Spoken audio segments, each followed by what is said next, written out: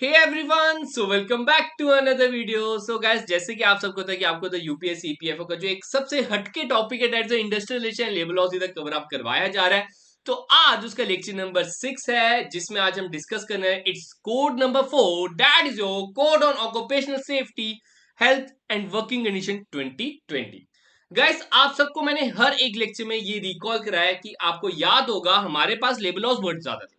तो 2002 में जब हमारी लेबर कमीशन बैठी अंडर द रविंदर वर्मा, उन्होंने सजेस्ट किया गाइस, उन्होंने सजेस्ट किया कि आप क्या करो, इनको कंसोलिडेट कर दो। आप इन सभी लेबर लॉज को क्या करो, सिंपली 5 में कंसोलिडेट कर दो।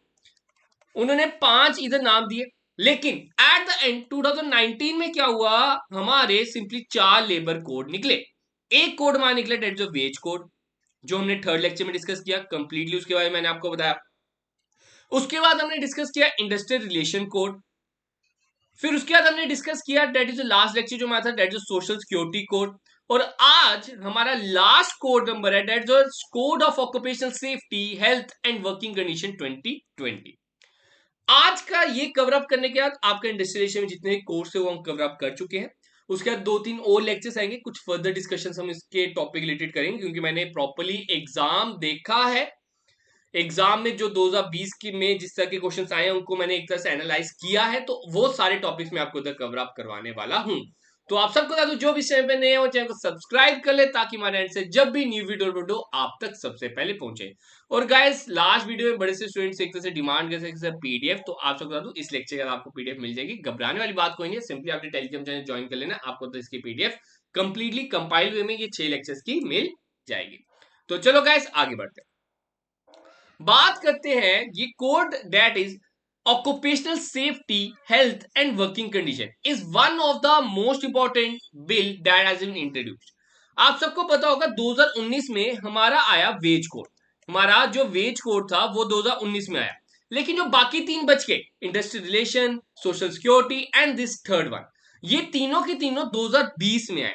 सितंबर 19 में एक तरह से लोकसभा में प्रस्तुत किए गए। ठीक है, फिर मैंने आपको बताया 22 में पास हो गए थे, फिर 23 में राज्यसभा में पास हो गए थे। तो इसका भी सेम ही है, तीनों के तीनों ये जो बिल थे 2020 वाले, तीनों के तीनों 19 सितंबर को लोकसभा में आए, 22 सितंबर को एक तरह से पास हो गए, और 23 सितंबर को राज्यसभा में भी पास हो गए। अब बात होती है डेट ये जो हमारा कोड है ये किसके लिए है। जैसे नाम ही सजेस्ट कर रहा है, इसमें हम सेफ्टी के बारे में डिस्कस करेंगे, उनकी हेल्थ के बारे में डिस्कस करेंगे, उनके वर्किंग कंडीशन के बारे में डिस्कस करेंगे। इसमें क्या किया गया, इनमें वो लॉज कंसोलिडेट किए गए जो एक एम्प्लॉय के जो एक एम्प्लॉय के हेल्थ के रिलेटेड है, उसको एक तरह से उसकी स्वच्छता की ओर कदम बढ़ाया गया। इसमें सभी वो आएंगे जो उसकी सेफ्टी के लिए रहेंगे। अब आप सबको याद होगा 29 लॉज को एक तरह से कंसोलिडेट करके 4 में लिखे गए थे। ठीक है, 29 लॉज को 4 में लिखे गए थे। हमने डिस्कस किया था सर, वेज कोड में 4 थे सर, फिर हमारे इंडस्ट्रियलाइजेशन में 3 थे सर, फिर हमारा नेक्स्ट वन जो हमने सोशल सिक्योरिटी में डिस्कस किया उसमें सर 9 थे। कितने हो गए सर, 4 + 3 7, 7 + 9 16 सर, कितने बच गए, 13 बच गए। तो 13 हमारे कहां पे आ रहे हैं, डेट इज ऑक्यूपेशनल सेफ्टी वाले कोड में। और ये 13 की 13 मैंने तो नाम लिख दिया, एक बार पढ़ लो, जैसे फैक्ट्री एक्ट, आपका माइंस एक्ट, डॉक वर्कर, आपका building and other construction work, plantation labour act, contract labour. ठीक है, कंडीशन, जब इधर कंडीशन वर्ड आ गया, ठीक है, कंडीशन वर्ड आ गया तो समझ आना ये आपका ऑक्यूपेशनल एंड सेफ्टी के रिलेटेड है। ठीक है, जैसे इधर पढ़ सकते हो fixation of rate of wages, ठीक है, condition of service, condition of services, ठीक है, condition of employment, regulation of employment, ये सारे एक्ट के आपको नाम पता होना चाहिए। मे बी उधर क्वेश्चन आ जाए आपको as a match the following आ रहे। देखो क्वेश्चन क्या बन सकता होता है, मैं आपको बताता हूँ, जो लास्ट टाइम क्वेश्चन आया भी है मैच द फॉलोइंग के रिलेटेड था। तो इधर आपको क्या क्वेश्चन आता है, match the following, which of the laws have been consolidate in which code. तो आपको उसके साथ मैच करना पड़ेगा, आपको बताना पड़ेगा वेज कोड में क्या क्या कंसोलिडेट किया गया है, इंडस्ट्रियल रिलेशन में क्या क्या कंसोलिडेट किया गया है, आपको बताना पड़ेगा हेल्थ एंड वर्किंग कंडीशन में क्या कंसोलिडेट किया गया। तो ये सारे आपको थोड़ा मोटा आइडिया पता होना चाहिए। हमने क्यों सारे पूरे पूरे नाम क्यों याद रखने, ठीक है, ये भी मेन इंपॉर्टेंट बन जाता है, कौन सा हमने थ्योरेटिकल पार्ट देना है। लेकिन इंटरव्यू में ये क्वेश्चन पूछा जाता है, मैं ये कह सकता हूँ चलो अभी के लिए आप पेपर अगर पास करने की सोचो बस अभी, तो आप सिंपली इनके ऐसे भी नाम याद सकते हो। लेकिन आप अगर इस पेपर को क्रैक करने की सोचो, इंटरव्यू भी पास करने के लिए सोच रहे हो, तो ये नाम भी अच्छी तरह याद कर लेना। ठीक है, आगे बात करते हैं। जैसे कि मैं आपको पहले ही बता चुका हूं, ये इंट्रोड्यूस किया गया लोकसभा में, डेट जो 19 सितंबर, और लोकसभा में पास हो गया 22 सितंबर, और राज्यसभा में पास हो गया 23 सितंबर। बाकी जो तीन हमने पढ़ लिया उनके साथ। लेकिन अब आप सब कमेंट सेक्शन में लिख के बताओगे, आप सबका एक होमवर्क रहा, आपने कमेंट में लिख के बताना है कि वेज कोड जो था, जो हमारा फर्स्ट कोड था, ठीक है, वो उसकी क्या क्या डेट थी, वो आप सबने कमेंट सेक्शन में लिख के बताना है, क्योंकि वो तीनों से अलग है। इन तीनों की तो यही है, ठीक है, सितंबर 19, सितंबर 22 और सितंबर 23। लेकिन जो उसकी है वेज कोड की, वो आप लिख के बताओगे। देखता हूं आप सबको कितना याद रहता है, ठीक है, क्योंकि मेरा मकसद है आपको सबको आगे लेके चलना, इस साइड जेएंडके का नाम रोशन करना इस एग्जाम में, ठीक है। तो चलो आगे बढ़ते हैं। अब मैंने क्या किया है इसमें ना, पहले कुछ साइलेंट फीचर्स जो इसके हैं वो कंसोलिडेट किए हैं इधर। इंपॉर्टेंट कोई 8-9 फीचर्स है, वो इधर मैं आपके साथ डिस्कस करने वाला हूँ। प्रॉपरली जो एमसीक्यू पॉइंट ऑफ व्यू से बनते हैं क्वेश्चन, वो मैं आपके साथ अभी डिस्कस करने वाला हूँ। फिर उसके बाद कुछ इंपॉर्टेंट पॉइंट्स हैं कि लीव के रिलेटेड क्या क्या क्राइटेरियाज है, पेनल्टीज क्या क्या है इस लॉ के तहत, वो हम आगे डिस्कस कर लेंगे। तो चलो पहले हम देख लेते हैं इसकी साइलेंट फीचर्स। तो फीचर नंबर 1 क्या कहता है? Feature number 1 is related to your applicability, where it is applicable, कहां पे आप इसको अप्लाई कर सकते हो, that is your this code, health और सेफ्टी वाला कोड। तो आप सबको जैसे बता दिया मैंने कि 13 के 13 ये लॉ खा गया, 13 के 13 लॉ खा गया। अब कहता है ये उन फैक्ट्रीज पे अप्लाई होगा जहां पे 20 वर्कर होंगे। ध्यान से सुनना, मैंने बोल्ड ये जो किया ना, एक तरह से हाईलाइट, ये आप ही के लिए किया है, नोट्स में आपको बहुत ज्यादा मददगार साबित होने वाले हैं। ध्यान से सुनना, कहते हैं ये उन फैक्ट्रीज में एप्लीकेबल होगा जहां पे 20 वर्कर काम करेंगे with the aid of worker, with the aid of power, sorry aid of power क्या हो गया, मतलब कि जहां पे मशीनों का इस्तेमाल हो रहा है, जहां पे बड़ी बड़ी मशीनों का इस्तेमाल हो रहा है, वहां पे हमें चाहिए 20 वर्कर मिनिमम, और जहां पे बिना मशीनों के काम हो रहा है उधर 40 वर्कर, विदाउट मशीन 40 वर्कर, ये उधर उधर फैक्ट्रीज में एप्लीकेबल है। आपको इसके जितने भी लॉज होंगे, इसमें जितना भी सेफ्टी रिलेटेड है, जितने भी वर्किंग ऑर्स है, वुमेन्स के रिलेटेड जितनी बात की गई है, वो सारे के सारे लॉज उन फैक्ट्रीज पे एप्लीकेबल होंगे जहां पे अगर वो मशीन से काम करे तो 20 बंदे चाहिए, और मशीन के बिना काम करे तो 40 बंदे चाहिए, ठीक है, क्योंकि उनकी सेफ्टी की बात है। नेक्स्ट पॉइंट कहता है ये जो कोड है, कोड का सबसे बड़ा मेन मकसद कि एम्प्लॉय को किसी भी हजार्ड से बचाना, इंजरी से बचाना, और ऑक्यूपेशनल डिजीज से बचाना। देखो बड़ी बड़ी केमिकल्स फैक्ट्रीज होती है, वो क्या करते हैं, छोटे छोटे बच्चों को एक तरह से एम्प्लॉय कर लेते हैं, जिनसे उनकी हेल्थ को इफेक्ट होता है। लेकिन जब इनके ऊपर प्रॉपर कानून बना होगा तो वो दो बारी सोचेंगे ऐसा करने से। तो उसके कारण ये जो लॉज हैं, ये जो कोड है, ये आए हैं एम्प्लॉयज को एम्प्लॉयर से बचाने के, ठीक है। आगे बात करते हैं, ये बड़ा इंपॉर्टेंट पॉइंट है, इसका एमसीक्यू आ सकता है। क्या है एमसीक्यू इसका आ सकता है? कहते हैं इस कोड ने इंटरस्टेट माइग्रेंट को डिफाइन किया है। क्या डिफाइन किया है, कैसे डिफाइन किया, ये आपको पता होना चाहिए। देखो नाम से बता रहा है सर इंटरस्टेट, इंटरस्टेट मतलब एक स्टेट से दूसरी स्टेट चले गया। फॉर एग्जाम्पल मैं बात करता हूं, पंजाब से वो चले गया दिल्ली, या दिल्ली से वो चल गया मुंबई, मतलब अपनी नेटिव स्टेट छोड़ के दूसरी स्टेट चल गया, मुंबई महाराष्ट्र वही हो गया, ठीक है। तो उधर वो चल गया, and who has come on his own from one state and receive employment in another state and earn up to 18,000 per month. ध्यान से सुनना, अगर तो उसकी 18,000 के ऊपर इनकम है तो उसको इंटरस्टेट माइग्रेंट वर्कर में नहीं डाला गया। लेकिन अगर उसकी 18,000 के नीचे है तनख्वाह, तो उसको हम एक तरह से इंटरस्टेट माइग्रेंट में डाल सकते हैं। ये क्राइटेरिया, ये याद रखना। आपसे उधर अमाउंट पूछे जाते हैं एज एमसीक्यू कि कितना एक तरह से क्राइटेरिया रखा गया है, कितनी अमाउंट के अप टू, कितनी अमाउंट के भीतर वो एक तरह से आप कह सकते हो कि आपका इंटरस्टेट माइग्रेंट कहलाएगा। नेक्स्ट बात करते हैं, इसको इनको बेनिफिट्स क्या मिलेंगे। कहते हैं इनको बेनिफिट्स मिलेंगे, they can avail the benefit in the destination state as regard ration and benefits of building and other construction workers cess, ठीक है। तो ये इनके बेनिफिट्स है, ये भी थोड़े बहुत याद रखना। आगे बात करते हैं, अब ये भी बड़ा इंपॉर्टेंट है, ये भी मुझे इंपॉर्टेंट लगा।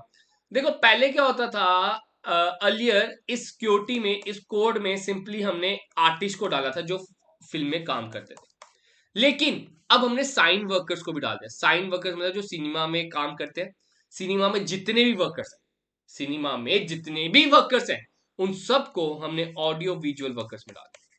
ठीक है, आपसे पूछा जा सकता है कौन से वर्कर्स को एक तरह से ऑडियो विजुअल वर्कर में डाला गया अकॉर्डिंग टू दिस कोड, तो आपने बोला सर साइन वर्कर।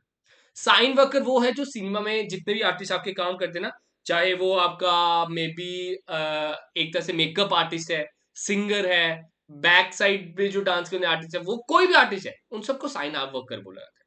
ठीक है, तो सबको उधर डाला गया। नेक्स्ट कहता है the code removes the manpower limit to hazardous working condition and makes the application of code obligatory for contractor recruiting 50 or more workers. ध्यान से सुनना, क्या कहता है, कहता है कि जो कोड है, ये जो कोड है, इसने क्या किया, जो भी फैक्ट्रीज, ठीक है, जहां पे हजार्डियस होने के चांसेस है, जो हार्मफुल एक तरह से आपकी फैक्ट्रीज है, जहां पे केमिकल्स बन रहे हैं, क्रैकर्स बन रहे हैं, या कोई भी ऐसी फैक्ट्री है जहां पे अनहोनी की सबसे ज्यादा संभावनाएं होती हैं, वहां पे कोई भी लिमिट नहीं है। इधर देखो साफ तौर पे लिखा है removes the manpower limit, उधर कोई लिमिट नहीं है। लेकिन अगर कोई कॉन्ट्रैक्टर है तो उनकी लिमिट बढ़ा दी गई है 50। अगर किसी भी कॉन्ट्रैक्टर ने 50 या 50 से ज्यादा वर्कर्स को हायर किया गया अपने अंडर, तो उनके ऊपर ये जो कोड है एप्लीकेबल हो जाएगा। ठीक है, आगे बात करते हैं। अब इस कोड ने मैक्सिमम 8 आवर्स रखे हैं कि वर्कर्स को 8 आवर्स के ऊपर चल गए, फॉर एग्जाम्पल 9 घंटे चल गए, जो 1 घंटा एक्स्ट्रा किया उसने, तो उसका डबल रेट मिलेगा। वो मैंने आपके साथ पहले वेज रेट में भी डिस्कस कर लिया। ठीक है, तो ये इसमें भी आ गया। Next, the code empower women, ये भी बड़ा इंपॉर्टेंट है। इसने वुमेन्स को एक तरह से हक दिए हैं कि वुमेन अपनी कंसेंट के बिना, वुमेन को आप फोर्स नहीं कर सकते हो कि तुम नाइट शिफ्ट करोगे। तो एक तरह से वुमेन्स के पास राइट है, उनके पास पावर है कि अगर वो चाहते हैं नाइट शिफ्ट देना तो वो कर सकते हैं, नहीं तो अगर उनको फोर्स नहीं करेगा। मतलब टाइम देख सकते हो, 7 बजे से पहले पहले और 6 बजे से पहले पहले। ठीक है, 7 बजे के बाद, सॉरी, 7 PM to 6 AM। तो ये इस टाइम पे अगर कोई वुमेन कहती है कि मैं काम नहीं करना चाहती इस टाइम पे, तो वो नहीं कर सकती, आप उनको फोर्स नहीं कर सकते। तो ये कंसेंट जरूरी है इसके अकॉर्डिंग, तो टाइम पीरियड याद रखना। नेक्स्ट बात करते हैं, कहता है according to this code it provides the constitution of national occupational safety health advisory board. अब एक और याद रखना, इस कोड के तहत ये जो बोर्ड है ये बनाया गया। कौन सा board sir? National occupational safety health advisory board, जो गवर्नमेंट को सजेस्ट करेगा डिफरेंट डिफरेंट रूल्स। ठीक है, तो ये बोर्ड का नाम याद रखना। आपसे पूछा जा सकता है कौन से बोर्ड को एक तरह से हायर किया गया, तो इस बोर्ड को एक तरह से हायर किया गया है, बनाया गया है। ठीक है, आगे बात करते हैं। तो गाइस आप सबको बता दूं, आप सबको मैंने एक लिंक डिस्क्रिप्शन में प्रोवाइड कर दिया और कमेंट सेक्शन में भी एक लिंक रहेगा। आप हमारा एक कंप्लीट कोर्स ले सकते हो आई एग्जाम वीक के साइट से, जहां पे आपको एक तरह से बेस्ट टीचर्स पढ़ाने वाली हैं। ये सबकी प्रोफाइल है। 9 टॉपिक्स के लिए आपके पास इधर 8 टीचर्स हैं जो आपका पूरा का पूरा ईपीएफओ कोर्स करवाने वाली है। जहां पे अगर आप कोड यूज करते हो आईजी क्लासेस, तो आपको 55% ऑफ हो जाएगा। आप सबको बता दूं, उधर सिंपली आपको लेक्चर्स नहीं है, लेक्चर्स के साथ साथ आपको 20 फुल मॉक टेस्ट हैं, 6 प्रीवियस ईयर क्वेश्चंस हैं, 4000 क्वेश्चंस हैं, सेक्शनल टेस्ट रहेंगे, पूरे वीडियो लेसन हैं, उसके स्टडी नोट्स हैं। और एक और इंपॉर्टेंट चीज बता दूं, जैसे कि उधर कोई भी एक लेक्चर आता है ना, कोई भी एक लेक्चर, जैसे मेरा ही एक लेक्चर है अकाउंटेंसी के रिलेटेड, तो उसमें क्या होगा, सिंपली आपको नीचे दिया होगा टेक टेस्ट हर एक वीडियो के बाद। तो जितना हमने उसमें पढ़ा होता है ना, उसमें वो टेस्ट में चेक हो जाता है। हमारे उधर 7-8 क्वेश्चन रहते हैं, आप उधर अपने को चेक कर सकते हो कि कहाँ पे मैं लाइक कर रहा हूँ, मेरे से कहाँ गलती हो रही है। हर एक वीडियो के बाद आपको टेस्ट मिलते हैं। ठीक है, आगे बात करते हैं। अब कुछ इस कोड के तहत, occupational safety and health code के तहत कुछ डेफिनेशंस में चेंजेस आई हैं, अमेंडमेंट्स आई हैं, वो डिस्कस कर लेते हैं। तो पहली अमेंडमेंट हमारी आती है एम्प्लॉय के लिए। तो इसने एम्प्लॉय को कैसे डिफाइन किया है, तो एम्प्लॉय जैसे हमने पहले पढ़ा इंडस्ट्रियलाइजेशन कोड में, तो एम्प्लॉय सेम ही रहेगा। that constant definition employee is a person employed by establishment on wages and is required to be skilled भी हो सकता है अनस्किल्ड भी हो सकता है पहले स्किल्ड हुआ करता था लेकिन इस कोड के बाद से अब इन्होंने अनस्किल्ड वर्ड भी यूज करना स्टार्ट कर दिया है आगे बात करते हैं एम्प्लॉयर के बारे में एम्प्लॉयर के बारे में ये चीज याद रखना कि एम्प्लॉयर वो है a person who employs whether directly or through any person on behalf of the establishment this person authority has the ultimate control over the establishment तो ये वर्ड कुछ याद रखना क्योंकि क्वेश्चन आ सकता है कि इस कोड के तहत इन्होंने डेफिनेशन क्या दी है तो डेफिनेशन के लिए ये इंपॉर्टेंट वर्ड्स को मैंने हाईलाइट किया वो ये आ सकते हैं ठीक है एस्टेब्लिशमेंट के बारे में आपसे पूछा जाएगा according to OSH code what is establishment तो आपने बोला sir any place where 10 or more workers have been working तो उसको एस्टेब्लिशमेंट बोलेंगे ठीक है माइन एंड पोर्ट वेसिनिटी को ही एस्टेब्लिशमेंट बोलेंगे motor transport undertaking audio video production in सबको भी हम एक तरह से एस्टेब्लिशमेंट बोलेंगे क्राइटेरिया है एस्टेब्लिशमेंट का ठीक है तो ये आपसे पूछा जाता है आगे बात करते हैं अब आपसे पूछा जाएगा कॉन्ट्रैक्ट लेबर कौन है तो आपने बोला सर कॉन्ट्रैक्ट लेबर वो है दैट हमारा deem to be employed in connection with an establishment through a contractor मतलब याद रखना कॉन्ट्रैक्ट लेबर वो है जो कॉन्ट्रैक्टर के थ्रू जिसको पता ही नहीं है कि आपका प्रिंसिपल एम्प्लॉयर कौन है ठीक है उनको उनको पता ही नहीं कि हमारा एम्प्लॉयर है कौन हमें हायर करने वाला कौन है बस उन्हें ये पता है एक कॉन्ट्रैक्टर के थ्रू वो जुड़े हुए हैं तो उनको बोलते हैं कॉन्ट्रैक्ट लेबर ठीक है next one hazardous process hazardous process वो रहेगा in relation to specific industries where raw material finished by products if not taken care may cause impairment to the health of the concerned person and harm the environment and cause pollution तो आपसे पूछा जा सकता है according to this code how the hazardous process has been defined उसको कैसे define किया गया तो आपने बोला सर जहां पे रॉ मटेरियल ठीक है जहां पे इंटरमीडिएट गुड्स फिनिश गुड्स जितने भी गुड्स हैं ये एक तरह से हमारी हेल्थ को इफेक्ट करे उनको हम बोलेंगे हजार्डियस प्रोसेस ठीक है आगे बात करते हैं अब कुछ ड्यूटीज ऑफ एम्प्लॉयर्स हैं वो डिस्कस कर लेते हैं सर एम्प्लॉयर्स की क्या क्या ड्यूटी है एम्प्लॉयर्स की ये ड्यूटी है it providing A work place that is free from hazards and that may cause injury और डिजीज तो पहली एम्प्लॉयर की जो सबसे बड़ा राइट है सबसे बड़ी ड्यूटी है उसका ये है कि वो एक तरह से ऐसा वर्क प्लेस प्रोवाइड करे ऐसी ऑर्गेनाइजेशन प्रोवाइड करे जो किसी भी हजार्डियस से फ्री रहे ठीक है अगर हजार्डियस है नो डाउट तो प्रॉपर मेजर्स ले second providing free annual health examination to the employees ये बड़ा इंपॉर्टेंट पॉइंट इन्होंने घुसाया है according to OSH code it is the duty of employer to provide free annual health checkup to his employees अगर in case of an accident that leads to the death injury of employer the employer must inform the relevant authority और अगर कभी कोई दुर्घटना हो जाती है उसकी फैक्ट्री में तो उस टाइम पे भी एक तरह से जो एम्प्लॉयर है उसने जो कंसर्न अथॉरिटी है उनको एक तरह से इसके बारे में बताना है कि हमारी एक तरह से जो ऑर्गेनाइजेशन है उधर ऐसे ऐसी मिसहैपनिंग हो गई है ठीक है और प्रॉपरली मेजर्स भी लेने आगे एम्प्लॉयज की ड्यूटी की बात हो रही है तो उसने अपनी हेल्थ तो पहले खुद देखनी है और सारी सेफ्टी खुद लेनी है ये नहीं है कि सिंपली